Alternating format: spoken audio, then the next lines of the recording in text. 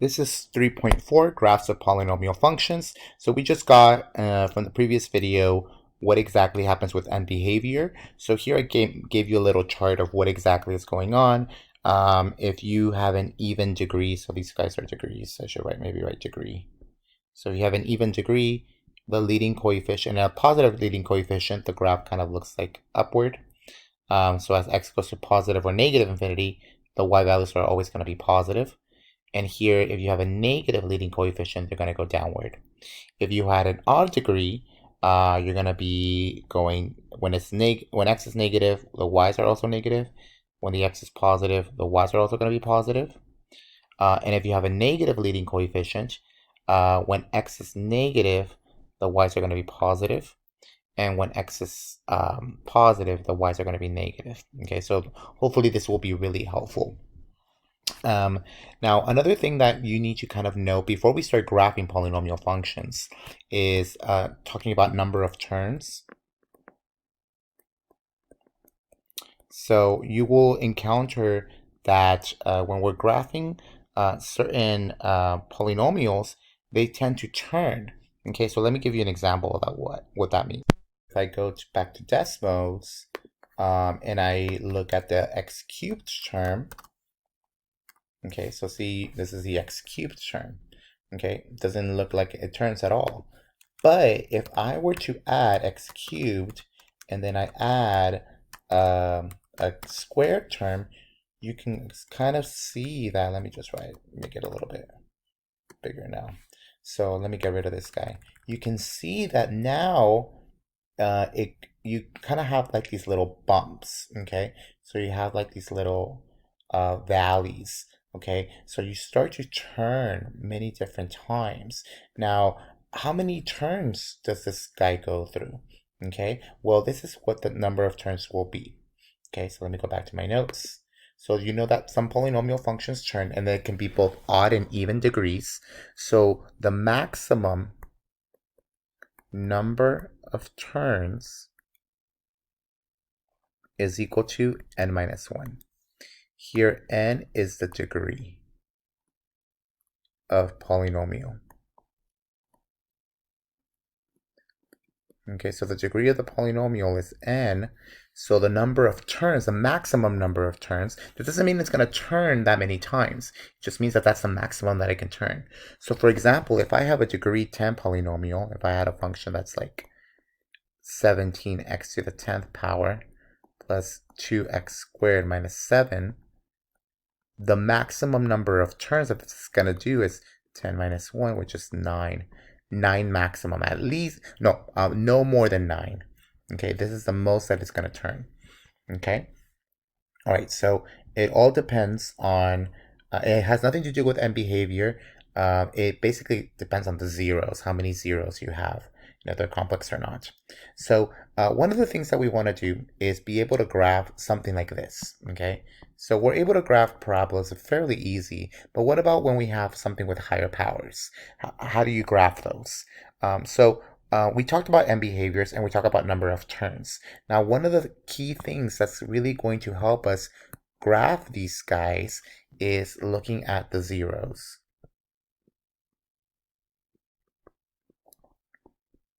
Okay, and remember that zeros is basically the same thing as saying the x-intercepts, which is basically the same thing as saying the roots. They're all the same. Okay, so when we say find the zeros or find the x-intercepts, that's basically all the same thing. Okay, so the question here is, how do you find zeros?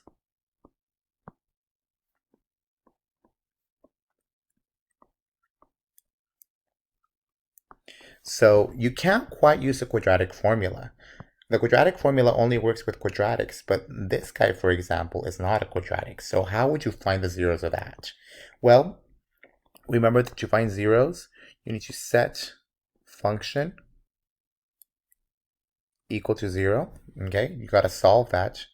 And how do you do this? Well, the first thing is factor. You're going to have to bring back your factoring. And when you factor, there's basically two different things that you have to do. You can factor by GCF, by the greatest common factor. You can factor by grouping. Really go back to all of your factoring techniques and try to dig them all out, okay? Later on, I'll show you what we can find zeros by log and synthetic division. So that will be in the next section. There's a way that you can solve for zeros that way. The third one, we're going to talk about this, but we're not going to, I'll tell you what I'm really going to test you on this with rational zeros. Yeah, rational zeros is probably not a really good way to do it. It can take a very long time. So I'm going to first show you how to do it when you can factor something, and then we'll do it when what happens if you can't factor it. So, but the main thing that you kind of want to take away from this is that you can find the zeros by setting the function equal to 0 and then solving. Okay, so let's do a couple of examples. Okay, so find the zeros. Let me just find the roots. Okay, so let's start off with this guy. And this guy is going to be x cubed minus 5x squared minus x plus 5. Okay, so how are you gonna find the roots of this? Well, the first thing that we got to do is set this equal to 0. So we're gonna have x cubed minus 5x squared minus x plus 5 is gonna be set equal to 0. Now, usually when you have 4 terms, one of the things that you might want to think about is, can I factor by grouping? Okay, and what grouping means is that you can break this in half and factor each of them individually. So I'm going to look at this piece first. What can I take out? Well, I can take out an x squared. Okay, and what's left over is going to be an x minus 5. What about this other thing? What can I take out? Well, I can't really take out anything, but I can take out a negative 1. Got a negative 1. What's left over is an x minus 5 equals 0. Now, you know you can factor this by grouping if you have a common term in both separate pieces. And you see that you have this x minus 5 in common. So I'm going to snatch that x minus 5 over. Okay, and what is left over when I take away that x minus 5? Well, I got rid of this x minus 5. What's left over? I'm left over with this x squared.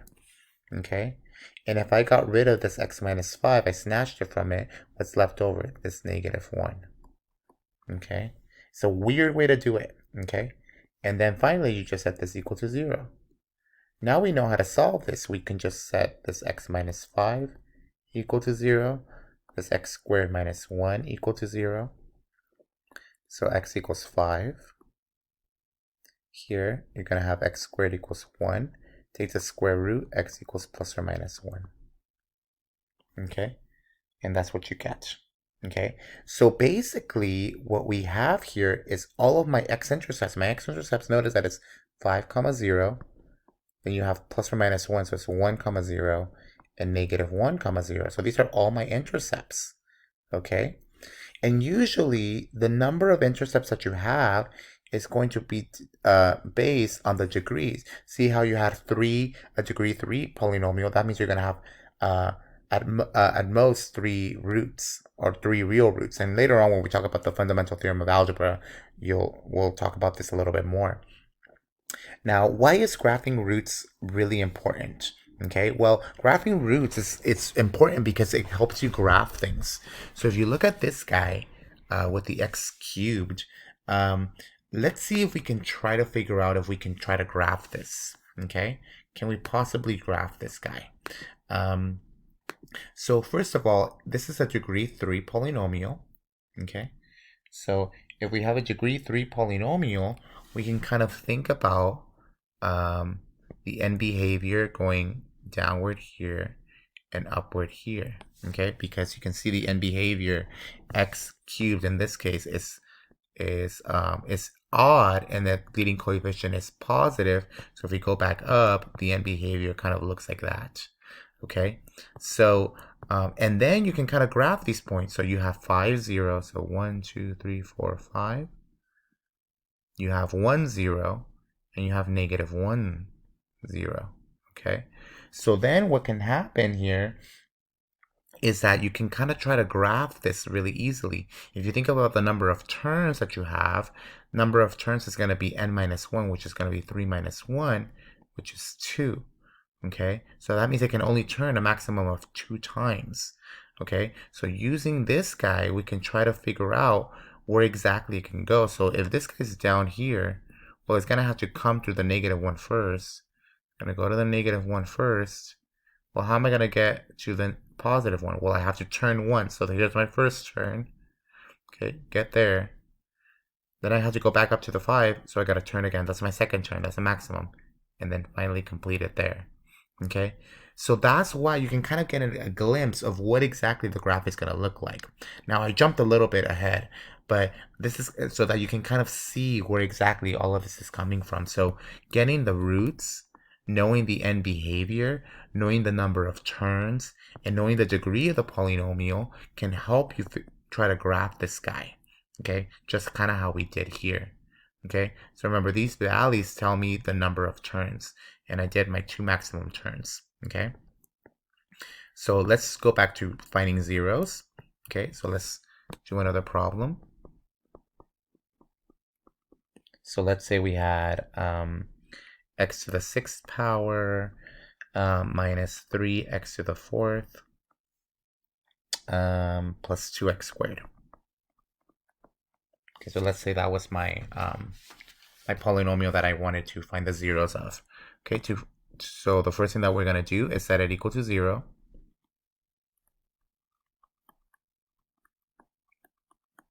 Okay, and now in this case, we can't factor by grouping because we don't have 4 terms. It doesn't seem like we can factor just by a regular polynomial by 2 different binomials, but we can take out an x squared. Okay, so take out an x squared. And what I'm left with in the inside, so I took out 2 of them, so now this guy has 4. Here I took out 2, so I have 2 left. And here I only have a 2 there. Okay. Now this guy, I can easily factor it out. So this is going to be what? X squared, because that's how I'm going to get this x to the 4th power. What 2 numbers multiplied you get 2 and added you get negative 3. That's going to be a 2 and a 1. And they're both going to be negative. Okay. So you can see this guy, we're going to set all of them equal to 0. X squared, you're going to get a 0. X squared minus 2, you're going to get a 0. X squared minus 1, you're going to get a 0. So when you solve this, this guy just gets x equals 0. Just one of them. This guy's going to get x equals plus or minus square root of 2. And this guy's going to get x is equal to plus or minus 1. Okay, so you have a whole bunch of zeros here. So you got 0, 0. You got square root of 2, 0, negative square root of 2, 0, 1, 0, negative 1, 0. Okay, so these are all my zeros. Okay, so as long as you know how to factor, you'll be able to find the zeros. Now, if I were to try to graph this, well, let's try to see if we can graph this. Okay, so think about first the leading term. It's a 6. It's even. That means when it's even and it's positive, it's going to be upward and upward. Okay, so it's going to look like that. That's the end behavior. How many turns can this guy do? Well, it can do a maximum of 5 turns. It can only turn 5 times. Okay. All right, so that means it can only have a maximum of 5 little bumps. All right, now let's graph these zeros. So you have 0, 0 right here. You have 1, 0. Let me write it like this. So you have negative 1, 0, and 1, 0. And then you have a square root of 2, negative square root of 2, and positive square root of 2.